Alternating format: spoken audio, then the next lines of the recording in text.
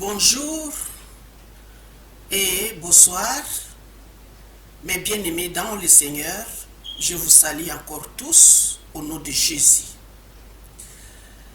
Je suis de nouveau revenu vers vous pour partager encore la parole de Dieu ce soir. L'Éternel Dieu qui nous aime, qui vous aime, qui m'aime, qui aime le monde entier, qui a envoyé son Fils, Jésus-Christ, pour porter tous nos fardeaux, tous nos péchés sur lui et nous accorder le pardon de nos offenses. C'est Jésus-là, il veut encore nous parler aujourd'hui. Il veut nous enseigner sa parole. Mais bien aimés dans le Seigneur, nous ne pouvons pas dire que nous ne voulons pas de bénédiction. Nous ne pouvons pas dire que oui, nous refusons les bénédictions. Personne ne peut refuser des bénédictions de l'Éternel. Nous voulons réellement être très bien bénis. Tout le monde le veut. Mais ce que tout le monde devrait vouloir plus, c'est débarrasser de tout ce qui ennuie notre vie spirituelle. Car au ciel, on n'apportera pas de Mercedes, de voitures Mercedes. Au ciel, on n'apportera pas de villas. Ça, ce sont des choses qu'on a trouvées au monde. On les laissera aussi au monde. Ce qui est très important pour vous et pour moi, c'est nous débarrasser de tous les fardeaux que l'ennemi nous a chargés. Nous devons nous débarrasser de tous nos péchés que l'ennemi nous a induit en erreur. Nous devons nous débarrasser de tous nos péchés. Car au ciel, mes bien-aimés dans le Seigneur, il n'y a pas de péché là-bas au ciel. Les péchés n'entrent pas, soit disons comme on appelle paradis, mais moi je ne vois pas paradis dans la Bible. C'est un langage que tout le monde a copié, les paradis. Nous ne voyons pas les péchés dans les paradis. Les péchés n'entrent pas. C'est pourquoi ce ministère que Dieu m'a confié, c'est le ministère de repentance. Qu'on doit se repentir, qu'on doit fuir les péchés, on doit abandonner les péchés, on doit se comporter conformément à la parole de Dieu, à la volonté de Dieu. Alors là, le paradis soi-disant, comme tout le monde appelle, dans la Bible c'est écrit le royaume des cieux. Il sera pour vous. Amen. On veut bien posséder tous les biens de ce monde, mais il ne faut pas oublier les biens du royaume des cieux. Les biens du royaume des cieux, c'est rester propre devant Dieu. C'est craindre Dieu. Amen. C'est se débarrasser de tous les péchés. De faire un effort considérable pour être agréable aux yeux de l'Éternel. Amen. Nous allons prendre la Bible. Aujourd'hui, nous allons voir comme titre, nous allons étudier avec vous ensemble. Nous allons partager la parole de Dieu avec vous ensemble. Et nous avons choisi comme titre « Consultons notre conscience ». Consulter notre conscience. Le verbe consulter à l'infinitif. Consulter. Consultez votre conscience. Moi aussi je consulte ma conscience. Qu'est-ce que votre conscience vous reproche? c'est quelque chose de privé. La conscience, c'est une chose privée. Il n'y a que vous seul, il n'y a que moi seul qui sait ce que j'ai caché en dedans de moi. Personne d'autre. Amen. Il y a les gens qui ont commis des péchés et qui ne veulent pas confesser ces péchés-là. Que ce soit chez un pasteur, chez un prophète, chez un apôtre, ils veulent cacher ces péchés. Et leur conscience leur accuse tous les jours. Amen. Quand vous voulez toucher par là, quand ils attendent quelque chose concernant la mort de quelqu'un qu'ils ont tué il y a longtemps, leur conscience commence à les accuser. Quand ils ont fait du mal quelque part, quand il y a un rebondissement, leur conscience commence à les accuser. Amen. Nous allons prier pour la parole de Dieu. Prions l'Éternel. L'Éternel des armées, notre Père céleste, nous te remercions infiniment. Nous te rendons grâce, Père Saint. Nous remettons de nouveau cette parole entre tes mains. L'Éternel, nous t'invitons à nous parler. Nous voulons encore nous nourrir spirituellement. Apporte-nous cette nourriture spirituelle. L'Éternel des armées, ouvre nos oreilles spirituelles afin de pouvoir comprendre la parole de Dieu. Et l'Éternel des armées, je remets aussi ton servante entre tes mains. Notre Père céleste, utilise sa langue afin de pouvoir parler à tes enfants. Nous sommes prêts, l'Éternel des armées, à écouter ta parole. Nous voulons, l'Éternel des armées, que tu puisses nous transformer par ta parole. Nous voulons que l'Éternel, que tu enlèves le cœur de la pierre et que tu nous mettes le cœur de la chair au nom de Jésus. Nous sommes là, l'Éternel, contre tout esprit qui est contre la parole de Dieu. Nous détruisons ces esprits malins. Nous les détruisons, nous les jetons dans les lieux arides au nom de Jésus. Nous détruisons toute personne qui est contre la parole de Dieu. Nous détruisons ses idées, sa conscience au nom puissant de Jésus. L'Éternel, nous invitons que le Saint-Esprit de Dieu, nous invitons Jésus lui-même afin de pouvoir nous parler concernant sa parole, concernant sa volonté. Notre Père, nous remettons tout ce qui se passera dans ces lieux entre tes mains.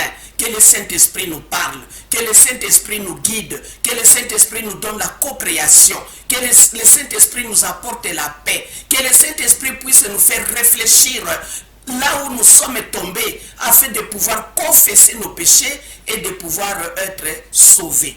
Merci notre Père Céleste, merci l'Éternel des armées, car tu nous as tant aimés, tu nous donnes toujours le temps de pouvoir chercher là où les péchés se sont cachés et de les confesser et de devenir propres à tes yeux. Merci notre Père Céleste, tu ne veux pas que quelqu'un meure dans ses péchés, tu veux que quelqu'un se répande et qu'il soit sauvé. C'est ça ta volonté. Et nous te remercions et nous sommes reconnaissants et nous te disons merci papa. Au nom puissant de Jésus-Christ, nous avons ainsi prié. Amen. Amen. Hein? Sans tarder, nous allons prendre nos Bibles dans les livres des Actes des Apôtres, chapitre 5. Dans le livre des Actes des Apôtres, chapitre 5, nous allons lire ensemble. Que dit les Actes des Apôtres?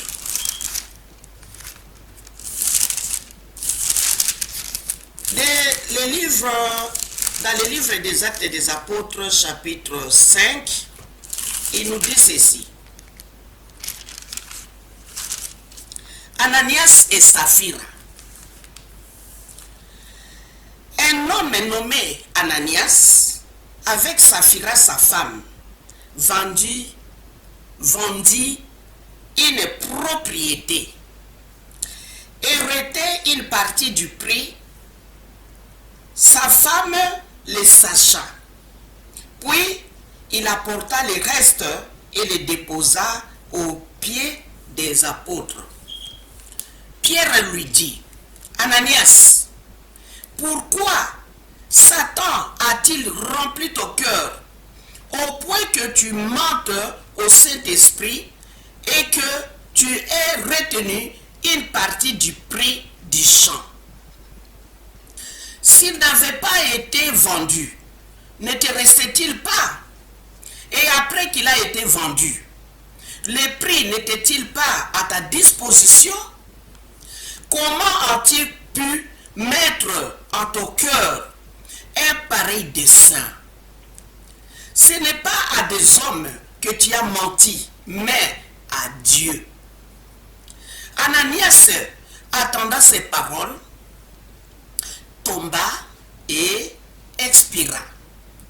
Une grande crainte saisit tous les auditeurs.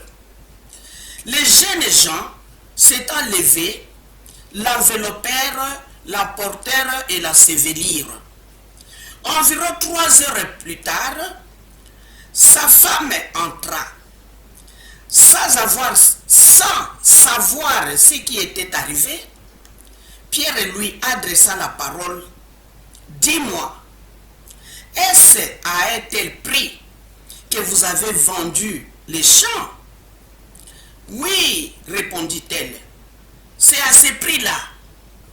Alors Pierre lui dit, comment vous êtes-vous accordé pour tenter l'Esprit du Seigneur? Voici ceux qui ont enseveli ton mari sont à la porte et ils t'apporteront. Au même instant, elle tomba aux pieds de l'apôtre et expira. Les jeunes gens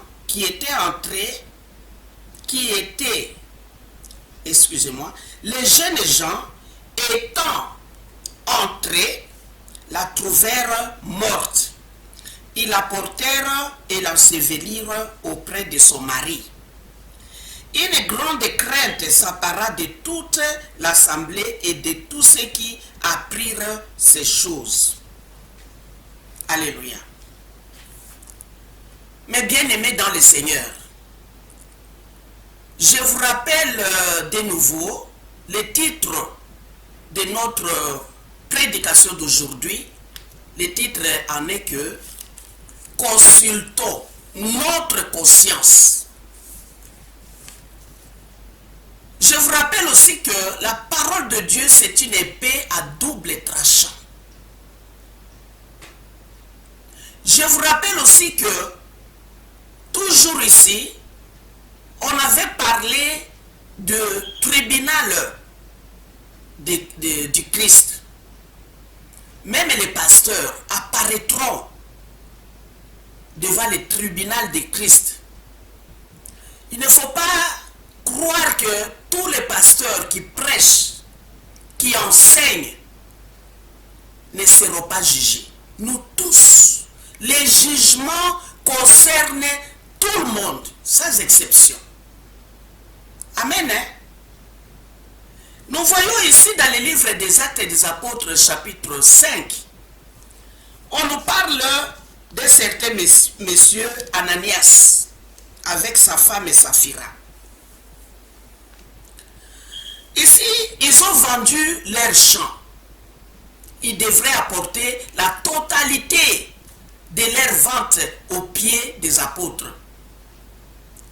Là, au chapitre 4, dans le livre des Actes des Apôtres, au chapitre 4, on dit ceci. Au verset 34, on dit, même si vous pouvez commencer au verset 32 pour bien comprendre. La multitude de ceux qui avaient cru n'était qu'un cœur et qu'une âme. Nul ne disait que ces biens lui appartenaient en propre, mais tout était commun entre eux. Les apôtres rendaient avec beaucoup de force témoignage de la résurrection du Seigneur Jésus et une grande grâce reposait sur eux tous. Au verset 34, il n'y avait parmi eux aucun indigent. Tous ceux qui possédaient des champs et des maisons les vendaient, apportaient les prix de ce qu'ils avaient vendu et les déposaient aux pieds des apôtres et leur faisaient des distributions à chacun selon qu'il en avait besoin. Alléluia. Après la résurrection de Jésus, après que Jésus est parti et retourné au ciel, les apôtres, eux tous, avec ceux qui croyaient en Jésus, ils étaient tous réunis. Ils partageaient les pains ensemble. Quand vous avez une maison, vous vendez, vous apportez l'argent. Et cet argent-là nourrissait tout le monde. Et si quelqu'un a besoin de quelque chose, on lui donnait aussi un peu d'argent pour aller payer ce qu'il lui faut. Tout le monde était ensemble. Ce n'est pas comme aujourd'hui. Il y a une partie des gens qui ont cru en Jésus, ils sont en Espagne. Une partie est en Amérique. Les autres sont en Afrique. Nous sommes éparpillés. Nous ne sommes plus comme avant. On vivait ensemble. Mais aujourd'hui aussi, il y a un nouveau système. Nous avons des loyers à payer. Il y a d'autres qui ne travaillent pas. Il y a d'autres qui travaillent. Il y a les qui gagnent un peu plus, d'autres qui ne gagnent pas. C'est un peu difficile pour qu'on puisse vivre ensemble comme à l'époque de l'apôtre Pierre. C'est difficile. Ici, nous parlons de la conscience, de consulter notre conscience. Qu'est-ce qui est caché dans notre conscience? Qu'est-ce qui nous accuse? Quel mal avons-nous fait pour que notre conscience puisse nous accuser? Ici, on ne vous demande pas d'apporter votre argent ou de vendre les champs ou de vendre une maison, vendre une voiture. Apportez tout l'argent, tout le beau temps chez l'apôtre ou chez les pasteurs. Ce n'est plus le cas. Aujourd'hui, on vit différemment par rapport à l'époque des apôtres. Mais bien aimés dans le Seigneur, cet homme avec sa femme, ils ont vendu leur maison. Au lieu de dire la vérité, que nous voulons garder une partie pour nous, nous vous donnons une partie, mais non. Ils ont voulu cacher, ils se sont attendus. L'homme et sa femme se sont attendus, nous allons prendre cette partie et dire à l'apôtre que c'est tout ce que nous avons eu après la vente.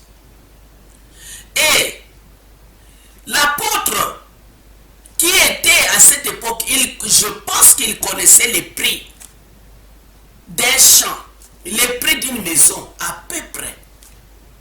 Mais ces deux personnes sont venues tromper l'apôtre,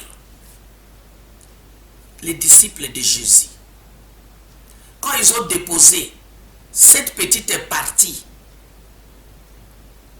de la totalité de la vente de leur champ, Pierre a directement compris que ça, ce n'est pas le vrai prix.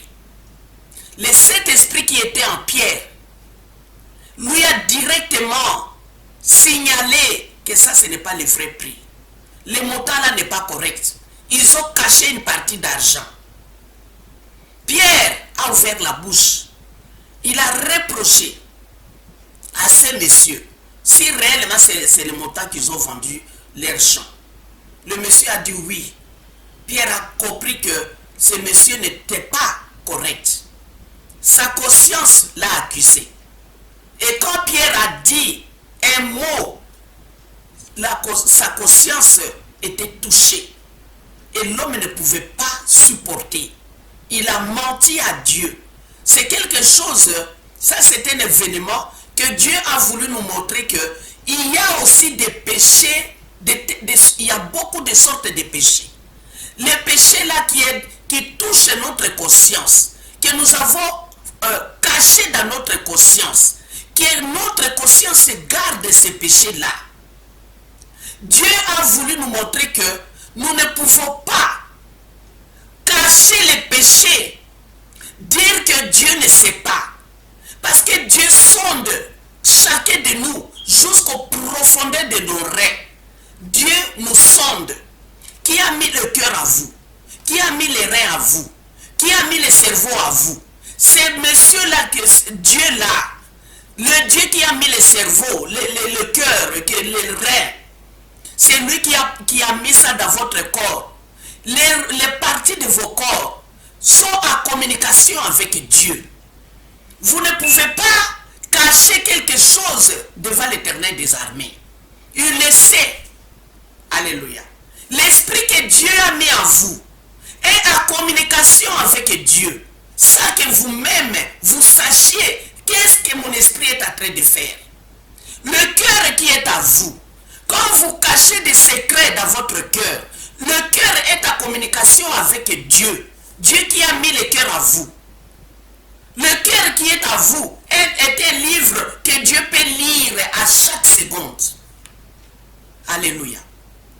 C'est pourquoi ici, cet homme Ananias et sa femme Saphira ont trouvé la mort à cause de leur conscience, mauvaise conscience. Ils ont caché la vérité dans leur conscience. Ils sont venus tromper l'apôtre Pierre. Mais le Saint-Esprit leur a prouvé que Dieu connaît tout. Même ce qui est caché au fond de votre cœur, Dieu le voit. Amen. C'est pourquoi nous tenons à dénoncer tout ce qui est caché dans notre conscience. Nous devons le confesser. Si vous avez honte d'aller confesser chez un pasteur, rappelez-vous de la parole de Dieu qu'on a prêchée ici, qu'on avait dit, vous êtes capable de vous délivrer vous-même. Aussi, vous êtes capable de confesser vos péchés. Demandez sincèrement à l'Éternel de vous pardonner d'un tel ou tel péché. Et citez les noms de ces péchés. Et chassez ces péchés dans votre vie. Alléluia. Dans le royaume des cieux, les péchés n'entrent pas. Il ne faut pas épargner les péchés en vous. Les péchés n'entrent pas dans le royaume des cieux. Et pourquoi les gardez-vous? Pourquoi les épargnez-vous? Les péchés, ce sont les mauvais esprits, les diables, les démons. Les démons, les diables n'entrera jamais, n'entrera point dans le royaume des cieux. Alors ne les cachez pas en vous. Amen. Il ne faut pas les cacher à vous. Alléluia. Nous allons voir dans le livre de Genèse. Hier, on a parlé des frères de Joseph. Nous allons voir comment leur conscience leur accusait. Au moment où ils ont commencé à se poser des questions. Mais qu'est-ce qui nous arrive? Ces malheurs nous arrivent comment? Et comment est-ce que ces malheurs nous arrivent? Ce n'est pas parce que nous avions fait ceci, nous avions fait cela. Donc vous êtes conscient de ce que vous aviez fait et de ce que vous aviez caché. Les enfants de Jacob sont conscients du péché qu'ils avaient commis et ils ont caché à leur père. Ils n'ont pas dit la vérité à leur père. Ils n'ont pas voulu dire la vérité. Ils ont caché ces secrets-là eux-mêmes. Entre eux, ils ont gardé les secrets. Alléluia. Quel cœur. Ils ont vraiment un cœur de pierre. Je ne peux pas rester longtemps comme ça avec ces péchés. Il faut les confesser. Nous sommes des humains. Nous sommes des humains. C'est-à-dire que nous commettons des péchés. Nous faisons des erreurs. C'est tout à fait normal, nous sommes des humains. Et le diable est tout le temps là, derrière nous, pour nous conduire à l'erreur. Et chaque fois que vous vous rappelez des péchés, confessez-les, abandonnez-les. Amen. Dans le livre de Genèse, chapitre 42, nous allons ensemble lire dans le livre de Genèse, chapitre 42, Joseph éprouve ses frères. Au verset 21. Siméon gardé en otage, tandis que ses frères retournent chez eux. Amen. Vous vous rappelez hier, on a parlé de les larmes de Jésus produisent en vous la joie. Amen. Hier, on a parlé de ça.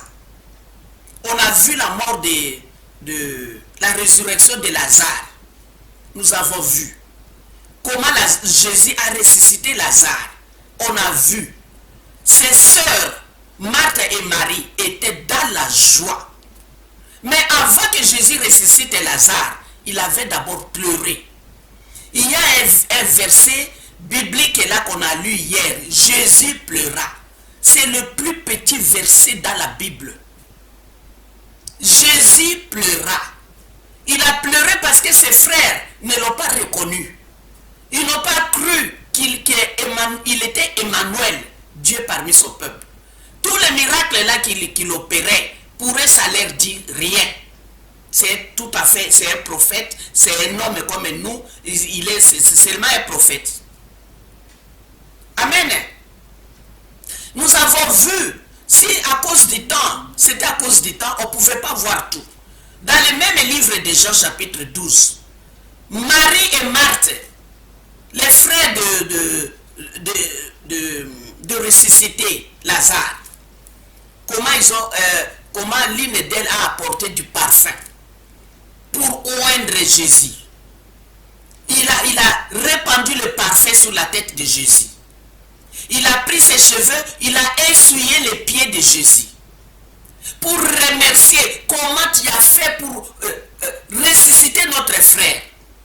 Ces moments-là, Lazare était aussi à table pour manger parce qu'ils ont reçu, ils ont fait, je crois, une fête pour remercier Jésus de cet acte grandiose qu'il a opéré. Alléluia. C'était la joie et la joie. La sœur de Lazare a apporté un parfum de grand prix. Répandre ce parfum sur la tête de Jésus. Ça montre la joie. La joie qu'on a quand Dieu fait quelque chose. Quand Dieu opère les miracles dans votre vie. La joie que vous éprouvez. On ne peut pas mesurer cette joie-là. Alléluia. Mais ici, nous parlons de la conscience. Mais bien aimé dans le Seigneur, la conscience, c'est quelque chose de très dangereux dans la vie des enfants de Dieu. Il ne faut pas garder les péchés, croire que Dieu ne sait pas et Dieu ne voit pas. Alléluia. Dans le livre de Genèse, chapitre 42, verset 21. Écoutez ce que disent le frère de Joseph. Ils se dirent alors l'un à l'autre, oui, nous avons été coupables envers notre frère, car nous avons vu l'angoisse de son âme, quand il nous demandait grâce, et nous ne l'avons point écouté. C'est pour cela que cette affliction nous arrive. Vous attendez ça? Ils commencent à se reprocher. Leur conscience commence maintenant à vomir tous les mal qu'ils ont gardés dans leur cœur. Alléluia. Tous les mauvais actes qu'ils ont commis commencent maintenant à rebondir, à sortir. Quand vous jetez les pains dans la mer,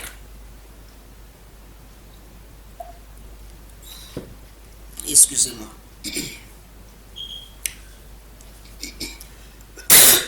Pardon.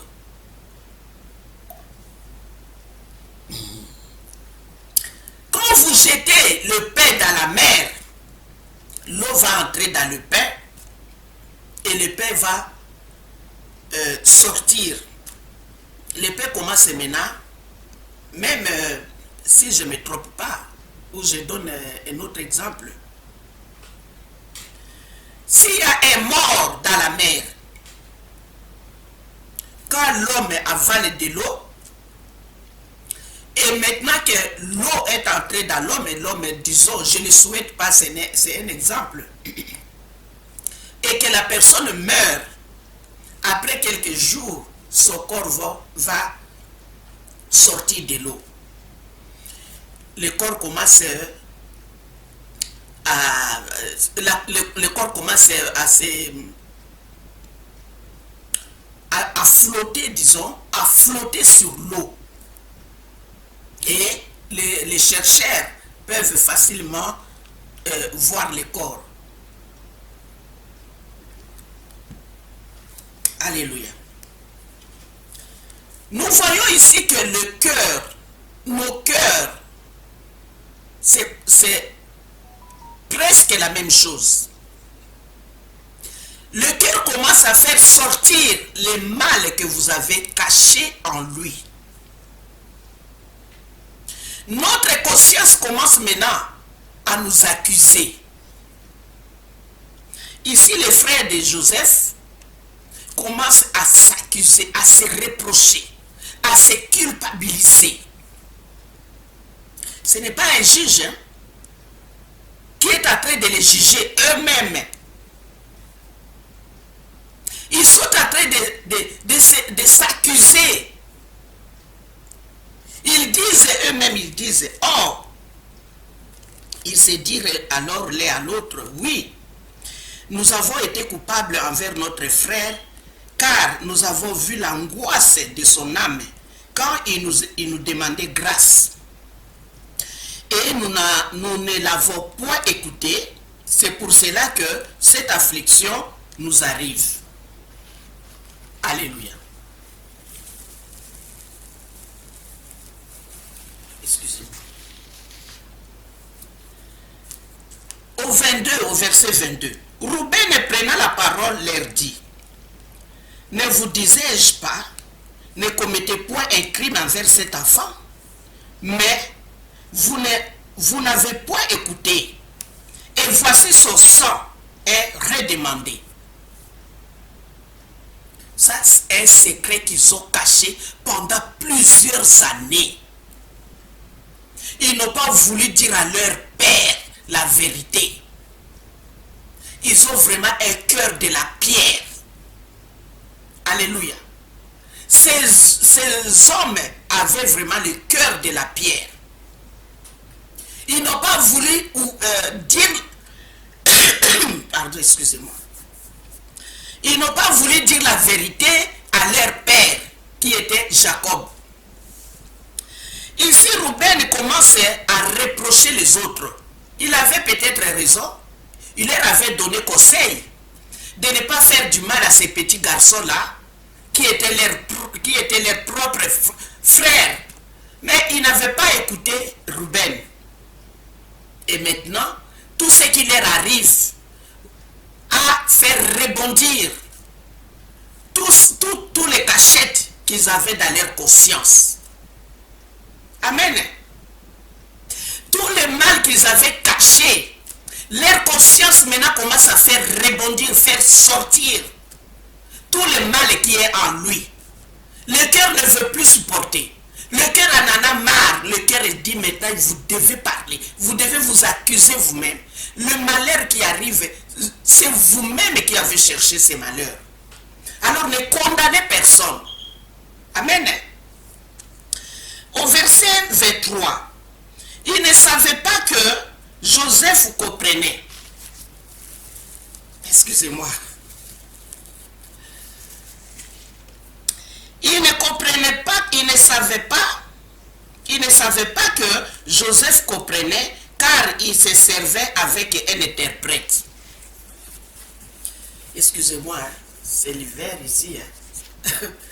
Et c'est froid des fois. Je suis au salon, mais c'est toujours froid.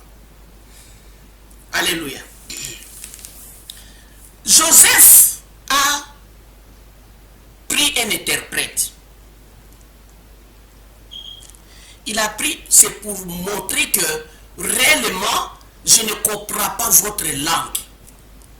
Et pourtant, il comprend bien sa langue. Amen. Il comprend bien sa langue. Il a fait semblant, comme s'il ne comprenait pas ce qu'il disait. Alors maintenant, il commence encore à répéter ce qui était passé plus de 10 ans. Peut-être ce qui était passé près de 12 ou 15 ans passés.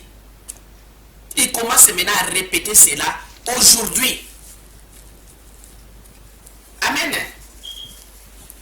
Aujourd'hui, ce que nous allons parler, c'est de la conscience. Excusez-moi. La parole de Dieu nous dit que nous devons consulter notre conscience.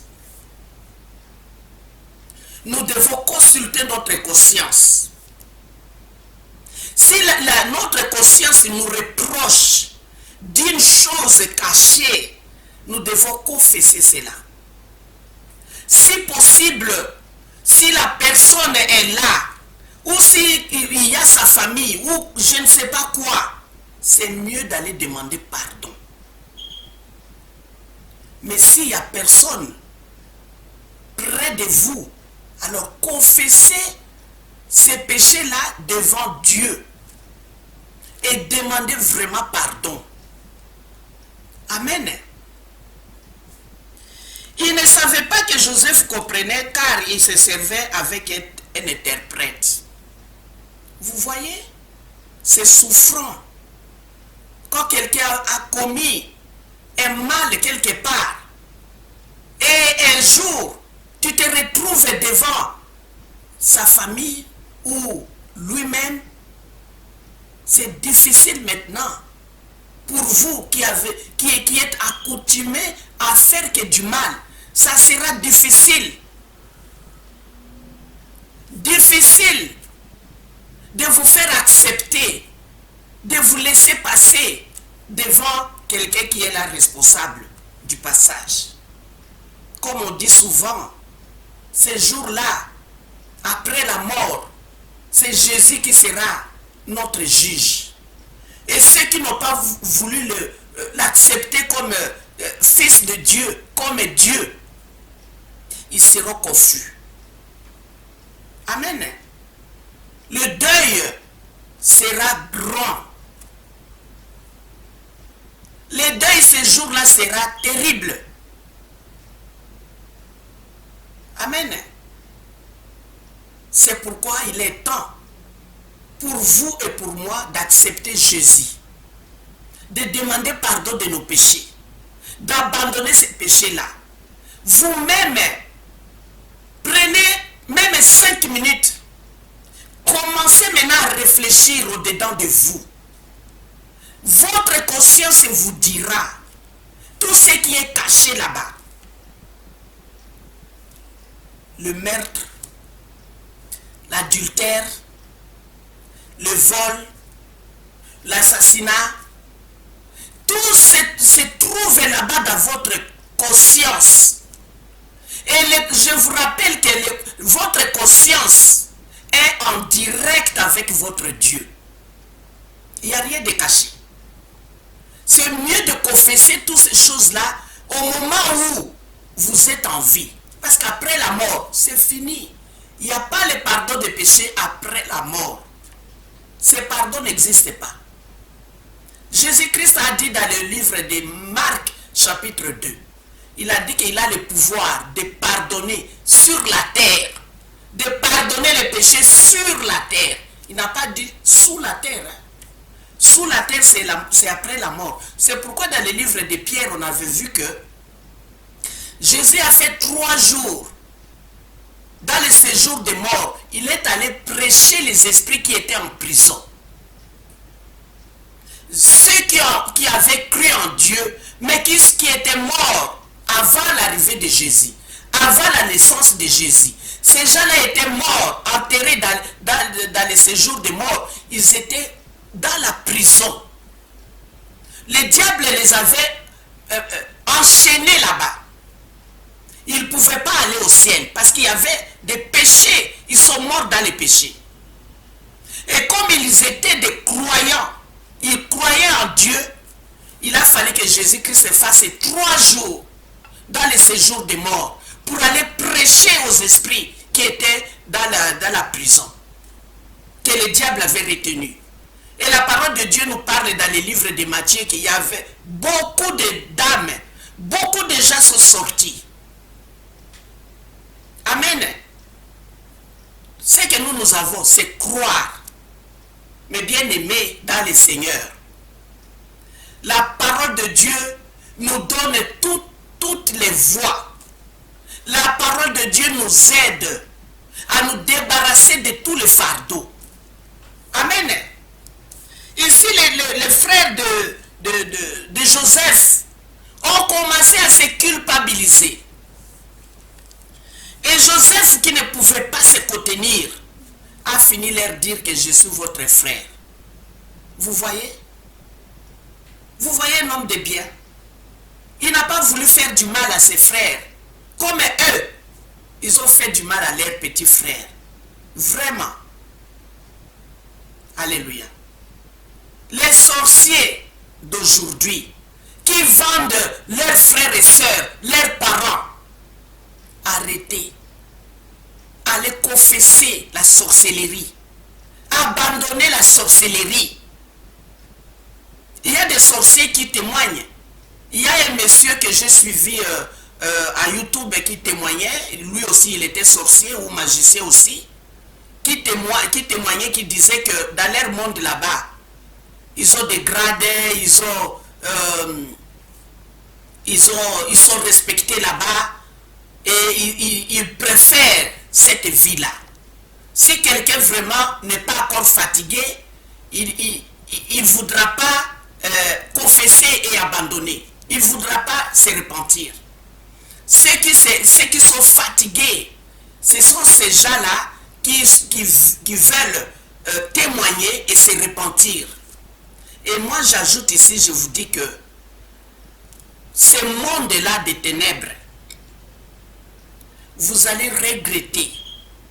Dans ce monde-là, le diable vous enchaînera. Vous ne serez pas capable de vous assortir. Pour vous assortir, c'est maintenant. Confessez, abandonnez, repentez-vous. Dans le royaume des cieux, il n'y a pas la sorcellerie. La sorcellerie n'entre pas là-bas. Et la sorcellerie qui est à vous, Dieu sait que vous êtes sorcier ou sorcière. Ça ne sert à rien à vous cacher. Et votre conscience vous le dit. Amen. Excusez-moi. Nous allons prendre le livre des Jean. Dans le livre des Jean, chapitre 8. À cause du temps, on n'a pas beaucoup de temps. On doit parler brièvement. Dans le livre de Jean, chapitre 8.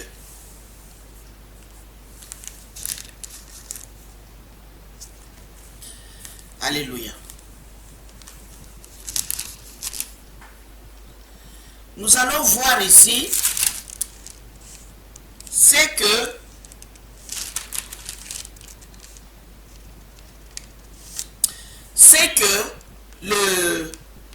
les pharisiens ont fait d'une femme qu'ils ont trouvée en flagrant délit d'adultère. Dès le matin, Jean chapitre 8, verset 2. Dès le matin, il alla de nouveau dans le temple qui est Jésus. Et tout le peuple vint à lui, s'étant assis, il les enseignait. Alors les scribes et les pharisiens amenèrent une femme surprise en adultère. Et la plaçant au milieu du peuple, ils dirent à Jésus: Maître, cette femme a été surprise en flagrant délit d'adultère. Moïse, dans la loi, nous a ordonné de lapider de telles femmes. Toi donc, que dis-tu? Il disait cela pour l'éprouver. Vous voyez, ça aussi ce n'est pas quelque chose meilleur. Vous tentez, vous piégez quelqu'un. On va faire ceci, voir sa réaction. Vous piégez quelqu'un, c'est aussi condamnable. Mais Jésus s'est abaissé, écrivait avec les doigts sur la terre. Comme il continuait à l'interroger, il se releva et leur dit, que celui de vous qui est sans péché jette le premier la pierre contre elle. Et s'étant de nouveau baissé, il écrivait sur la terre. Quand ils attendirent cela, accusés par leur conscience, ils se retirèrent un à un, depuis le plus âgé jusqu'au dernier. Et Jésus resta seul avec la femme qui était là au milieu. Alors, s'étant relevé de nouveau et ne voyant plus que la femme, Jésus lui dit, femme, où sont ceux qui t'accusaient? Personne ne t'a-t-il condamné? Pardon. Elle répondit, non, Seigneur. Et Jésus lui dit, je ne te condamne pas non plus. Va et ne pêche plus. Alléluia. Je voulais seulement faire... je voulais donner une petite réflexion sur cette femme qu'on a vraiment attrapée en flagrant délit d'adultère. Et on a amené la femme adultère devant Jésus. Et cette femme adultère avec Jésus, ils sont restés qu'en deux. Ils étaient deux là. Quand les autres sont rentrés, ils sont restés que deux. Jésus et la femme adultère. La femme là qu'on l'a attrapée avec un autre homme. Cette femme là, avec son péché d'adultère, elle parlait avec Jésus. C'est pour vous dire que les gens qui disent la femme ne peut pas prêcher ne peut pas se mettre devant les hommes. Si même une femme pécheresse, telle que cette femme, malgré son péché, elle n'avait même pas confessé, elle n'a même pas demandé pardon.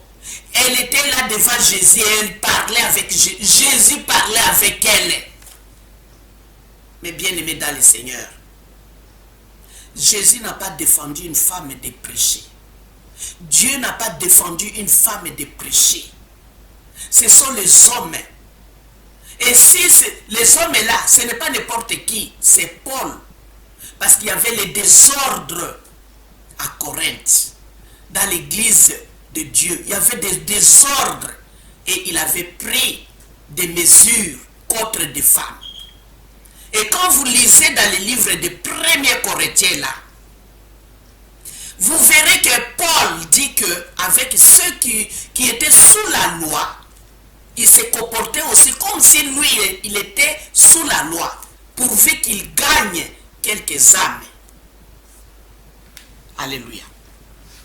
Alors, les écrits de Paul sont tellement difficiles que les gens cherchent à les tordre, à tordre plutôt. Les gens veulent tordre les écrits de Paul. Ils ne comprennent pas pourquoi Paul a écrit ceci.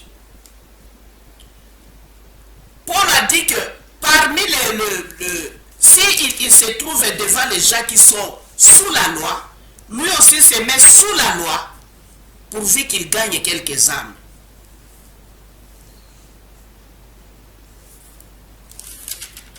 Alléluia.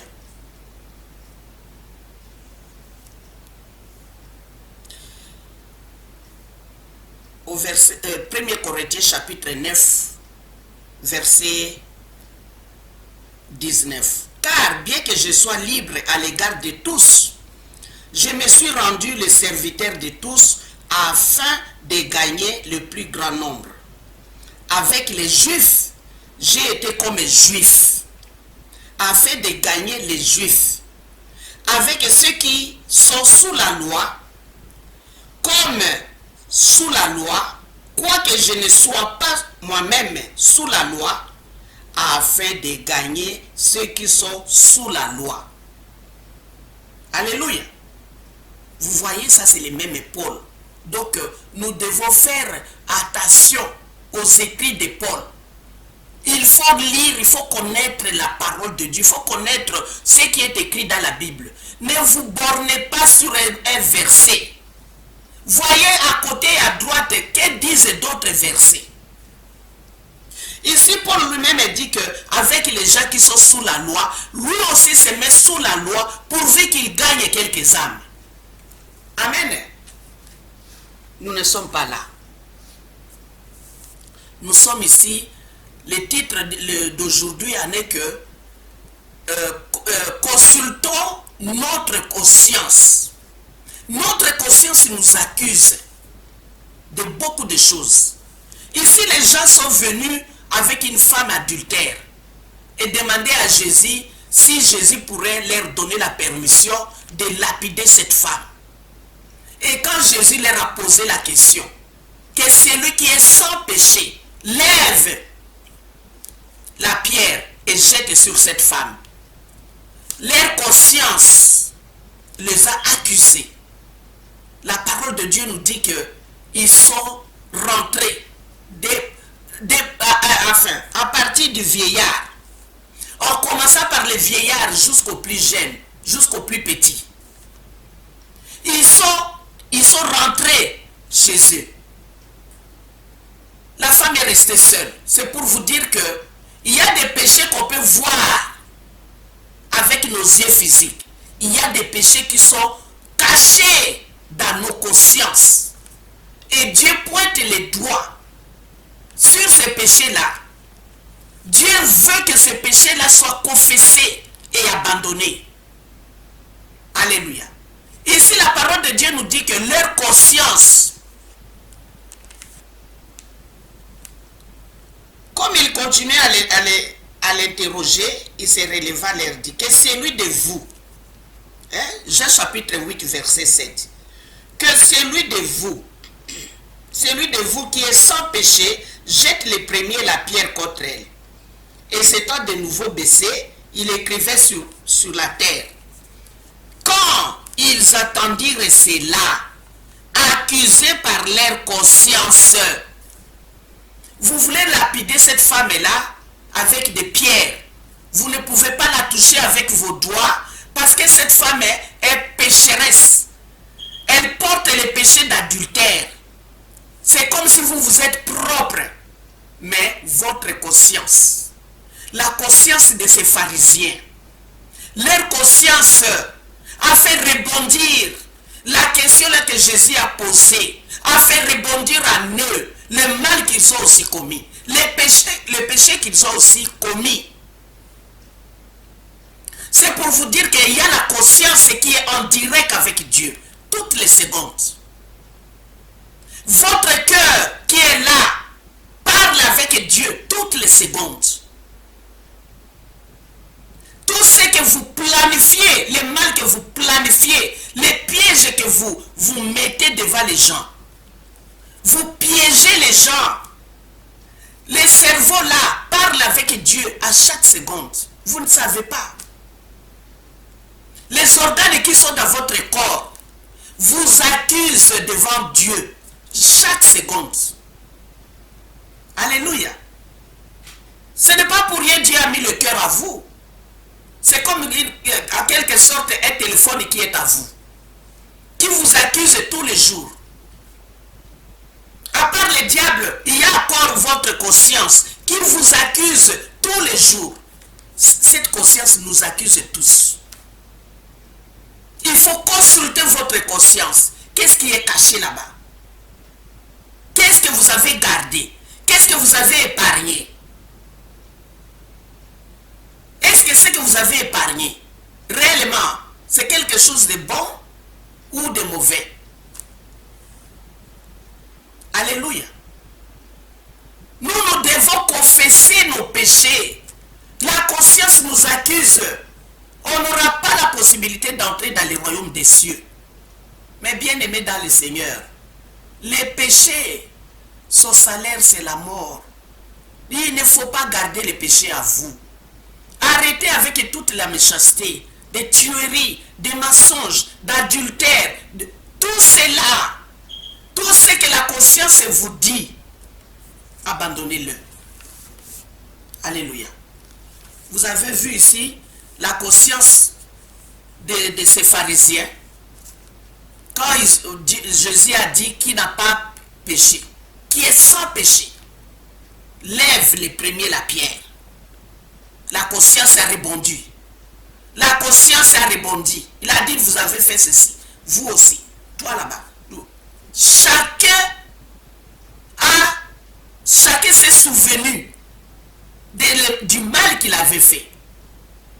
Chaque pharisien, en commençant par les vieillards jusqu'aux plus petits, ils se sont rappelés du mal qu'ils avaient commis, les péchés qu'ils ont commis. Et pourquoi vous avez caché vos péchés et venir tuer l'autre?